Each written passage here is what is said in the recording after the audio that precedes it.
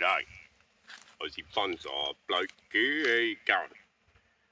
Well guys, you're here because you want to see a rewilding video, or you want to do it yourself.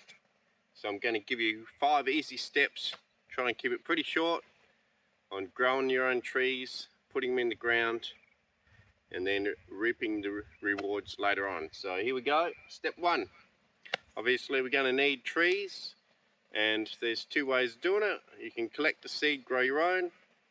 Wherever you're doing it, however them seeds grow, do your research, grow your own trees. Or if you want to plant straight away or don't have time, just go and buy some cheap little ones and just put them in. So there's step 1. So we're going to get some seeds. Going to get some at this tree behind me, and the Australian eucalypt, very easy. Go up there, cut some gum nuts, put them in a bag, leave it for 4 weeks, and you'll get some nice fine little powder. Just give it a shake, you'll get some powder come out the seeds. Sprinkle it over some potting mix, sprinkle a fine layer of potting mix over the top of that, water it, and they'll come up. Simple as that. Right, let's go get some seeds.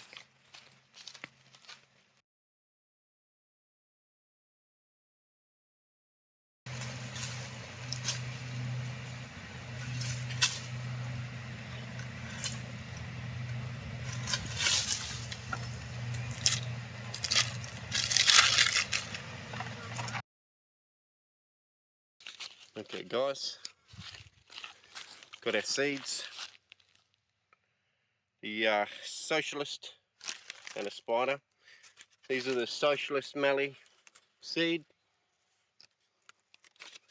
So written on the bag, eucalyptus socialist. So you might want to go and get 10 different varieties. Spider's still hanging off me. 10 different varieties, 15 different varieties, some wattles, whatever you're going to get. Whatever's local in your country too. Put them in a bag. I'm going to leave them. This powder comes out, and then we're going to grow them. Okay, let's pretend I left them for 4 weeks. A bit late now, but leave them for 4 weeks. Put the powder out, and another 2 weeks later, voila! Here are all our little new trees. All these eucalyptus socialists. The gum nuts will go from green and dry out like that, and they release all their little seeds out the end. And then here we are. And you can either choose to keep them in these little pots and pick out some of the little guys and leave the bigger ones, or you can just let them fight it out on their own and just plant the whole lot, and the strongest one will survive. Okay, next step, you've done that. We've got a tube stock. Let's go and get the ground ready. Step 2. Okay, so what I mean by getting the ground ready, for me, pretty much all comes down to water. I've got rocky ground, so I can't really rip it. A lot of rocks. If you're in some nice sandy soil, you could do some nice big rip lines with some channels going into the middle, and then plant your seeds in the middle, especially if you can't water it during the summer. Then any rain will collect down in the middle of the trench and give you a greater success rate.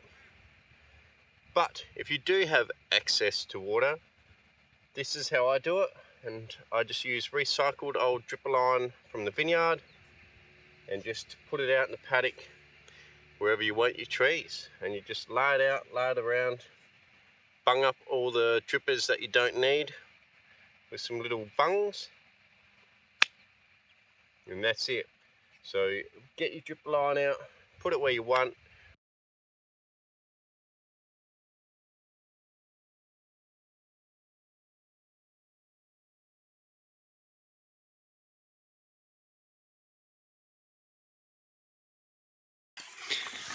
Hey guys, how am I going to get any work done? You're so feral. Stop playing around.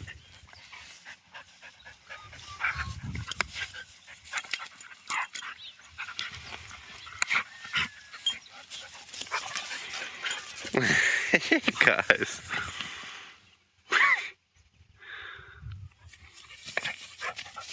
Rip your ground if you need to rip your ground. clear the weeds, slash them, whatever you need to do, so that when you go to planting will be easier. Right, let's move on to the third step and the most important, well, not the most important, but the most rewarding: plant your trees. Let's go plant our trees. Step number 3, plant trees. Okay, here we are ready to plant. Need a few things. You need a hammer for your stakes, wood stakes. These are made out of recycled pallets. You need your tree. You need some sort of a tube. You could get a plastic guard with a stake. If you're in a rabbit area, plastic guard seems to be enough. If you're in, somewhere with goats, kangaroos, you're going to have to do something more substantial. I'll show you in a minute what I do, because I've got some where the sheep can get to quite often. So I'll show you what I did with those, and they seem fine. But this here will keep rabbits out in general, and it's the cheapest way to plant a tree. 60 cents per guard? No, 30 cents per guard, free stakes, and a free homegrown tree. So only 30 cents for every tree. Cheapest way you can possibly do some reveg. Get your pickaxe, dig a hole, give your tube a bit of a squeeze. I like to hit the top 2 corners of it, let it fall out in my hand, pop it in the hole. This tube stock's a little bit in poor health, one of the weaker ones, but I've planted all the stronger ones, so I couldn't find any nice strong ones left to plant. The only ones left are the weak ones that I didn't plant, but you get the idea. Then what I do is I put in 2 stakes where there's a dripper line with a dripper. Obviously here I've got 4 or 5 drippers because we're right at the start point where all the drippers start from, and then they head off in their own direction after that. But there must be at least 1 dripper here because it's nice and wet. So let's hammer that one in. So I hammer one in at the start, another one in a corner over here, making a triangle. Cheapest possible way, 30 cents per tree. Put the bag over the top. This tree will probably still grow even though it's in a little bit poor health.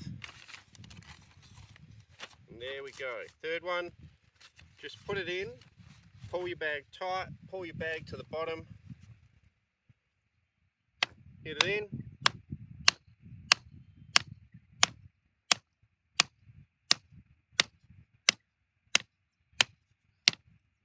And there we go.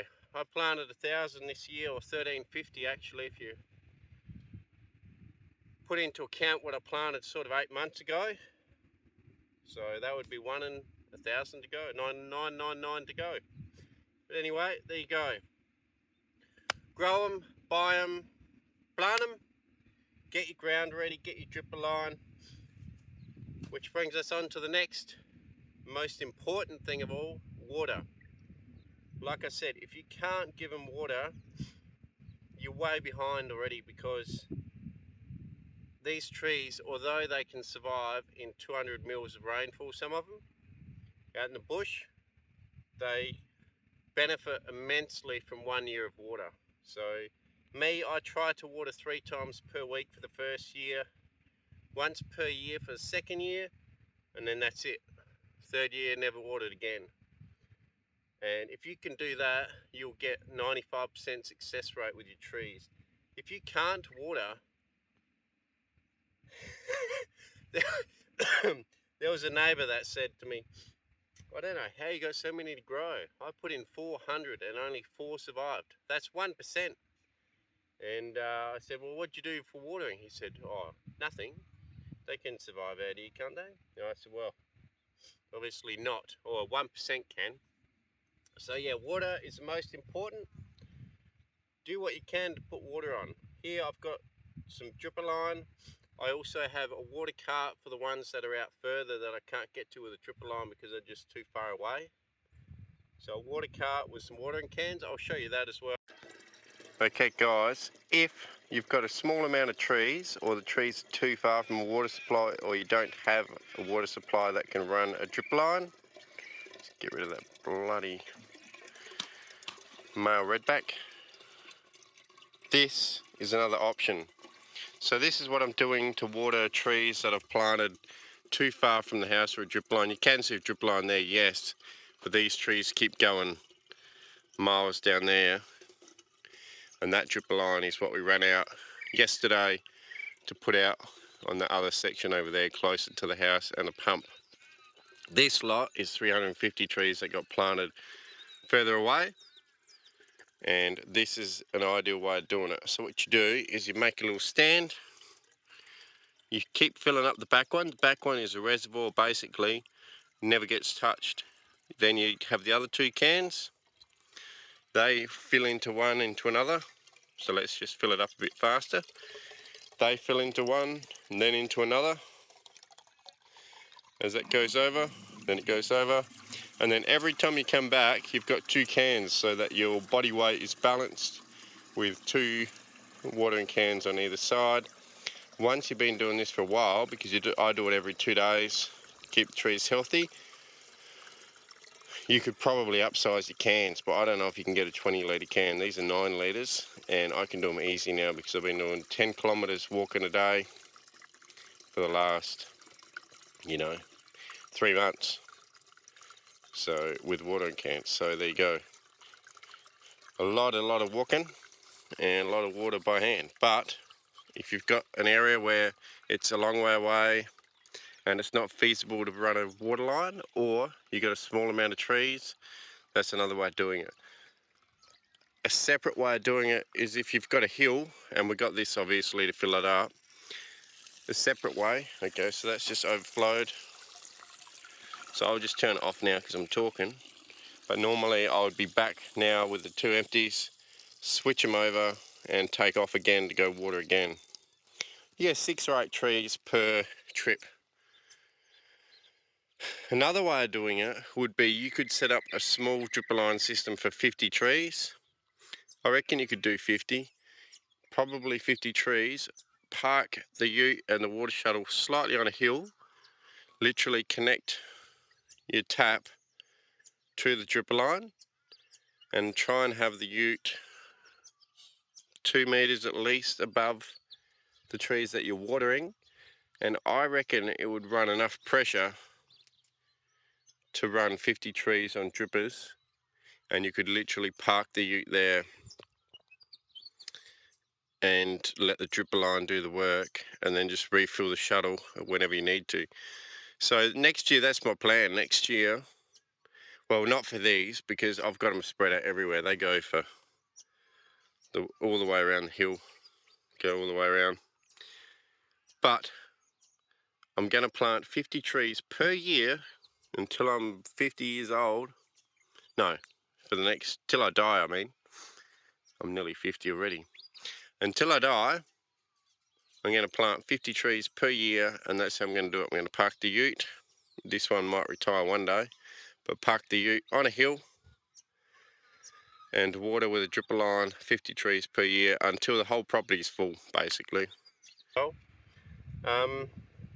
yeah, water. So that's number 3. Make sure you can somehow put some water on. If you can give them only once a week, it's better than nothing, but I suggest 3 times per week if you can. Otherwise, like I say, do some sort of a trench so the water, when it does rain, goes to the middle of the V. If you're in a sandy patch where you can get a rip going with a tractor and create some sort of a V with a plough or something, but you really are behind the 8 ball without water.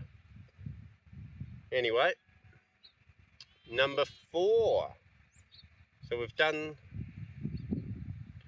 planting. No. Step 1, get your trees. 2, prepare your ground. 3 to plant. Oh, so number 4 was water. Water, water, water. Number 3, we've done planting. Number 2 was getting the ground ready, dripper line ready, that sort of stuff. Number 1 was getting the plants in the first place. So now we've got to this point, okay? We've got the plant in, we've got it on a stable water supply, and we're going to water it. And that's it. We just sit back and relax and water. So for the next 2 years we water, and after that I'll just show you around the plantings year, anywhere from what I just planted now, what I planted almost a year ago, what I planted 2 years ago, and what I've planted 4 years ago. And I can't go any further than that because I've only been here for 4 years, so I'll go back to 4 years ago. So let's do that. Let's have a bit of a tour, and then I'll show you step 5.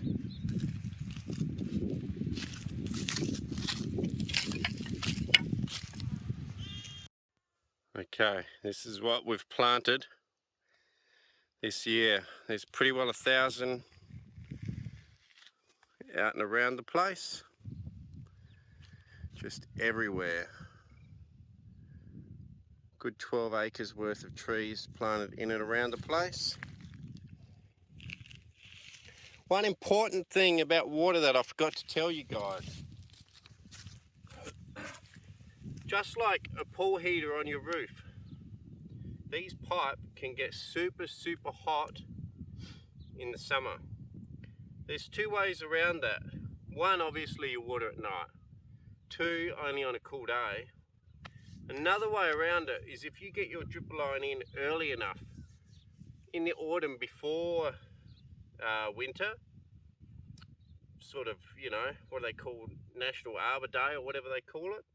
If you can get your dripper line in before winter, that'll really help, because what will happen is the grass from winter, if you don't have too many grazing animals around, and you want to plant your trees before winter anyway, I think, but spring's okay if you got dripper line.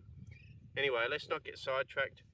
Get your dripper line in before winter, because what will happen is all the grass that grows will cover your dripper line, and then when you get a warmish day in summer and you're pushed for time and you just can't water at night, you might at least be able to water when it's just under 30 degrees Celsius.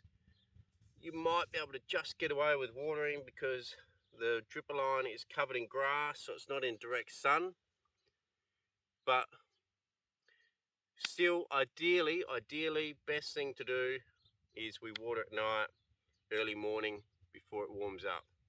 And then you won't have a problem, because if you turn this on, I guarantee if you turn this on a hot day and it's in direct sun, you're going to cook every single tree you planted, and then the whole lot will be for a waste. So massive warning, guys, just massive. Be careful for the dripper line. It gets super hot, same as a heater on your pool that sits on the roof of your house. If you've ever directly put your hand under one of them, super hot, or a hose on the lawn on a hot day, turn it on, scald yourself. So it's no different to a dripper line to a tree. And if you've got a super long run of dripper line, maybe the first half of the plants might be okay, but the second half are going to get burnt because it's just going to get far too hot. So there you go. So anyway, so this is our planting for this year. These are just baby little trees just put in. You might not even be able to see them, they're that small. Here's a little guy here.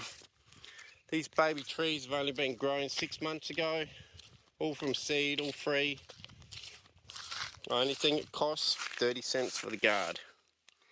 So you can see that, probably a socialist mallee, that one. Original planting I did 4 years ago, I put in a lot of different varieties, 30 or 40 different varieties. This time maybe only 10. A lot of bigger trees, just to take up a good area real quickly. So there you go, there's baby planting, brand new, ready to go. But a great feeling once you've got them all in the ground. Now we just got to water them, like I said, and keep up with the water for the first 2 years. First year, extremely important. Second year, not quite as much, but still important.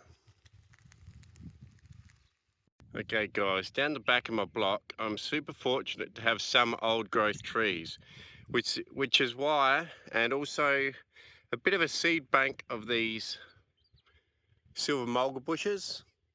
And because I'm fortunate with that, and also since the sheep have got off, have a look at this.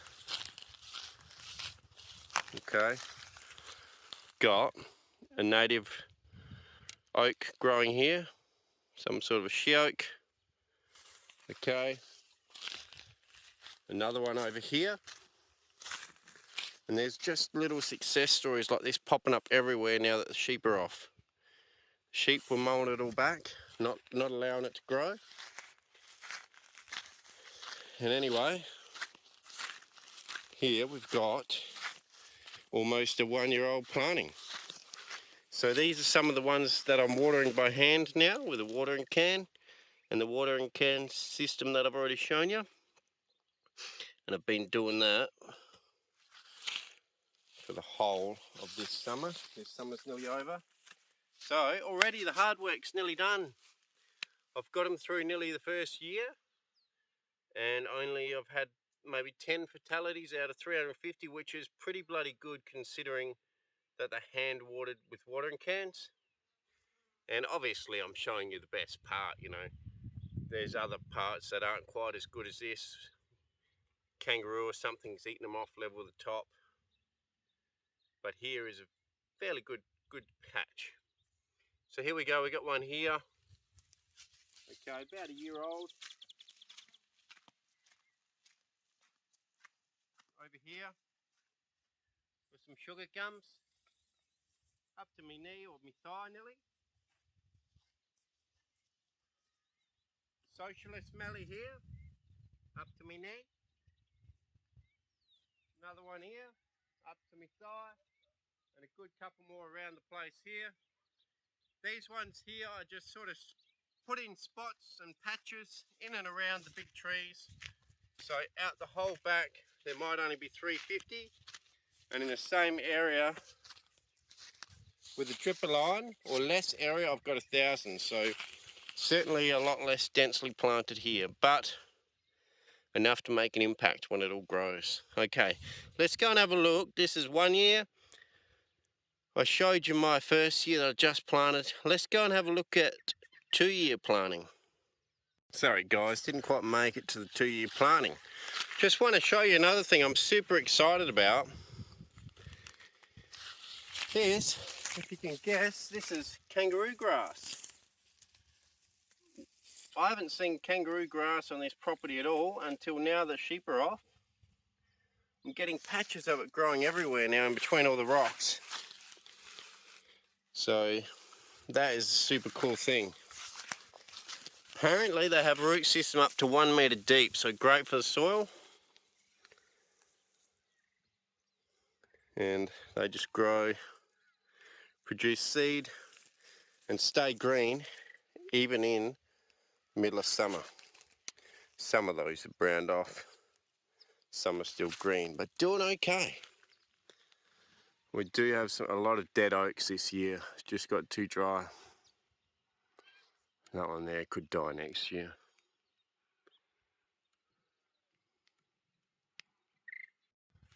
Okay guys, so here we've got 2-year plantings. These have been in for 2 years. As you can see, the tallest ones are starting to get to 6 foot tall now. So you can see the growth difference from the first to the second year is huge. And that's where they make it or break it. These have been without water now for about 3 months. I've cut the water off, really seeing how they go, letting them survive on their own. I've had a few casualties, but in general, pretty good. One here could even be 8 foot tall. Doing really well. And then you can see a lot down there, all growing, all those green spots. And they're growing well. So you can see all them green spots down there, really growing well. There's another one down there that could be maybe the tallest one. Not that one. That one there's the original tree. That one next to it could even be 8 to 10 foot. There's also a few more big ones in here, which could be quite tall. So they're doing okay. They don't all look like that. Obviously I show you the cream of the crop, but we do have ones like this, which are holding on from the summer. We are almost coming into our rain, so come on mate, you can make it. You are surviving. You're doing it hard, but you're surviving. You're a survivor. Yeah. And we got this silver mulga bush, salt bush starting to grow back. And down there,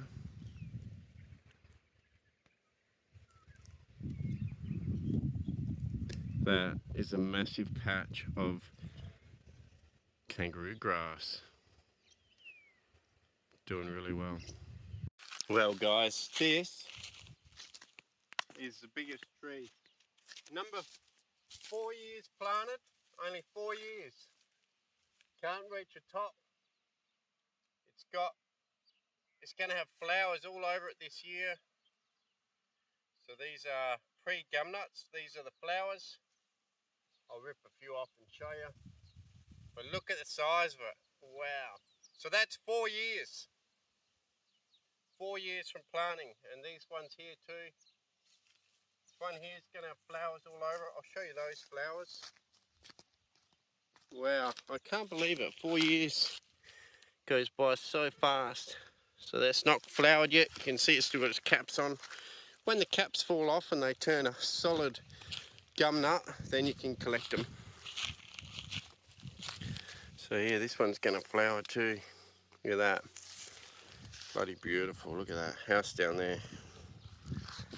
All the trees. And look at this section over here, guys. So this is 4 years. So this is where you've had the water turned off for 2 years already, and you just get to watch them grow and grow and grow. It's just unbelievable. It's amazing, and you just get to really appreciate it. Feel quite proud of what you've done. Look at that. 4 years, and they're really starting to grow. A lot of them are over 6 foot.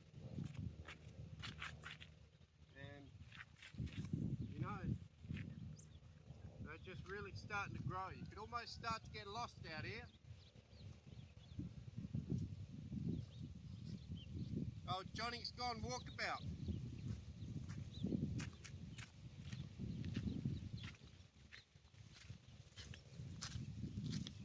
How's that, eh? Bloody beauty. Bit of wind picking up now, so hopefully not too annoying. I'm sure it will give you some noise.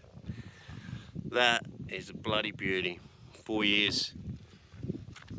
Also down there, down the other side of the sheds. It's all planted up as well. Bloody rewarding. Junk pile. Gonna clean that up one day. Very, very rewarding.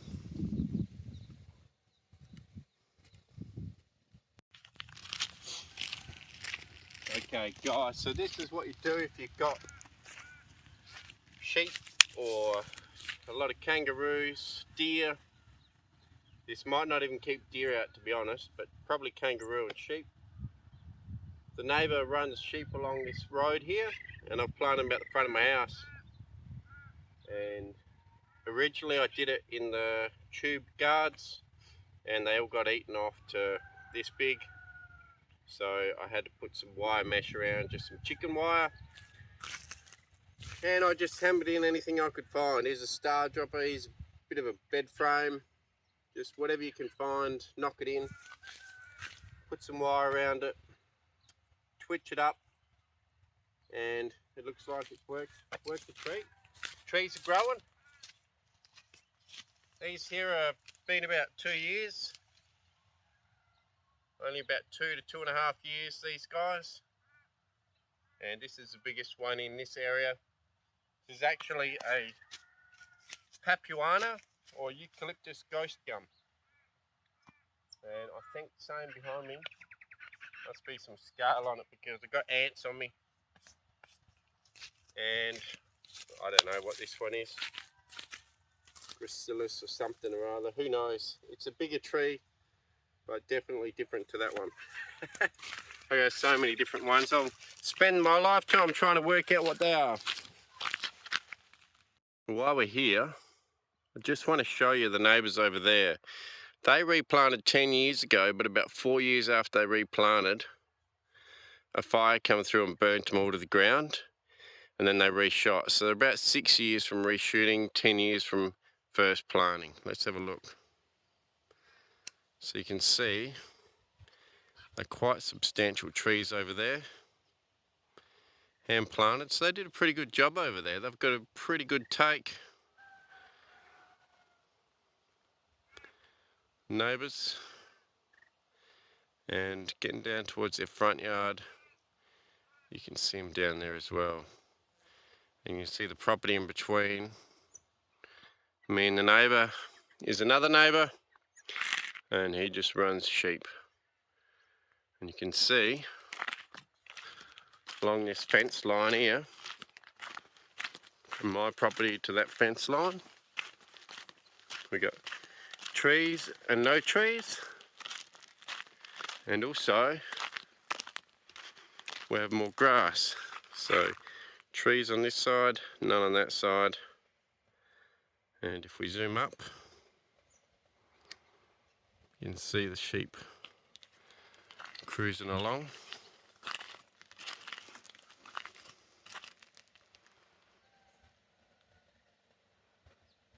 So no trees, trees.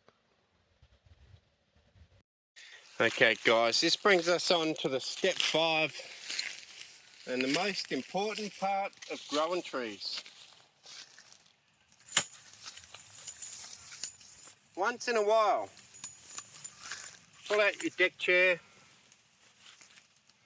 crack open a beer, sit amongst your trees, enjoy them, because that's why you planted them.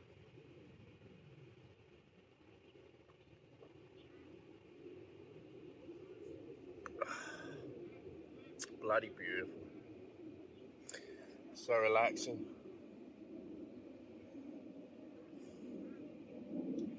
You've put in all this hard work. Occasionally just stop, enjoy it, look at it. Be proud of what you've done. Be super proud.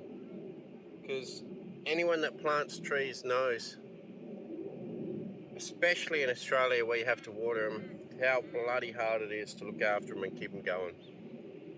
But the reward when you get to look back at your trees growing and watch the landscape improve, repair itself, get nice and green, you'll start to get, you know, less wind around your house if you plant them around your house. I'm already noticing a little bit less wind around the house. And it's just so much more relaxing. And of course, trees, with the trees come the bugs, then come the birds to eat the bugs. And the cycle of life starts to repair. Just you know, for all us humans have done to the world, it's nice to know that if you want to, you can repair your own piece of land and just return the cycle of life. Yes, we might not have some of the creatures that used to live here, they're gone, but it's a damn sight better than a bare paddock. Just marvellous. So yeah, remember, take time, step 5, sit back, have a drink.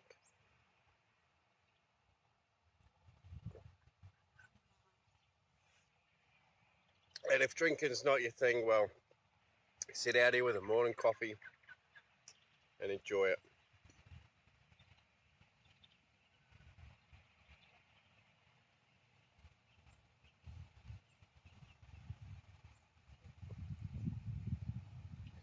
Alright, bloody beautiful. Cheers guys, thanks for watching.